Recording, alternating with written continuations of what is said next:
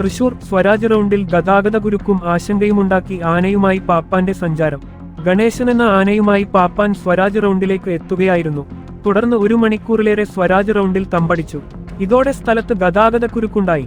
Swaraj റൗണ്ടിലെത്തിയ police ആനയെ സുരക്ഷിത സ്ഥാനത്തേക്ക് മാറ്റണമെന്ന് ആവശ്യപ്പെട്ടെങ്കിലും പാപ്പാൻ തയ്യാറായില്ല. തുടർന്ന് പോലീസ് സംഘം റൗണ്ടിലെത്തി ആനയെയും പാപ്പാനെയും സ്ഥലത്തുനിന്ന് മാറ്റുകയായിരുന്നു. പോലീസ് നിർദ്ദേശിച്ചിട്ടും ആനയെ നിയന്ത്രിക്കാൻ തയ്യാറാവാതെ പാപ്പാൻ ആനപ്പുറത്തിരിക്കുകയായിരുന്നു. സ്വരാജ് റൗണ്ടിൽ നിന്ന് പോലീസ് അകമ്പടിയിൽ പാപ്പാനും ആനയും കൊക്കാല ജംഗ്ഷനിലേക്ക് കൊണ്ടുവരികയും ആനയെ ഉടമയുടെ വീട്ടിൽ തളക്കുകയുമായിരുന്നു. കൂർക്കഞ്ചേരിയിലെ ഉടമയുടെ വീട്ടിലേക്കാണ് ആനയെ എത്തിച്ചു തളച്ചത്.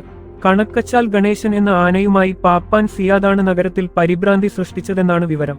കൂർക്കഞ്ചേരി കടക്കാച്ചിൽ വീട്ടിൽ നജീലിന്റെ ആനയാണ് ഗണേശൻ. ഉടമ അപകടത്തിൽ പരിക്കേറ്റ് കോഴിക്കോട് ആശുപത്രിയിൽ ചികിത്സയിലാണ്. അവരെ വിളിച്ചു കിട്ടിയില്ല. സുഹൃത്തിനെ വിളിച്ചാണ് കാര്യങ്ങൾ അന്വേഷിച്ചതെന്ന് കൂർക്ക അഞ്ചേരിയിലെ വീട്ടിലെത്തിയ പോലീസ് പറഞ്ഞു. എന്താണ് സംഭവമെന്ന് അന്വേഷിച്ചു വരികയാണ്. സംഭവം അറിഞ്ഞാണ് സ്ഥലത്തെത്തിയത്. ആനയെ സുരക്ഷിത സ്ഥാനത്തേക്ക് മാറ്റിയെന്നും പോലീസ് പറയുന്നു. അതേസമയം പാപ്പാൻ മദ്യ ലഹരിയിലാണെന്നാണ് ഉയരുന്ന സംശയം.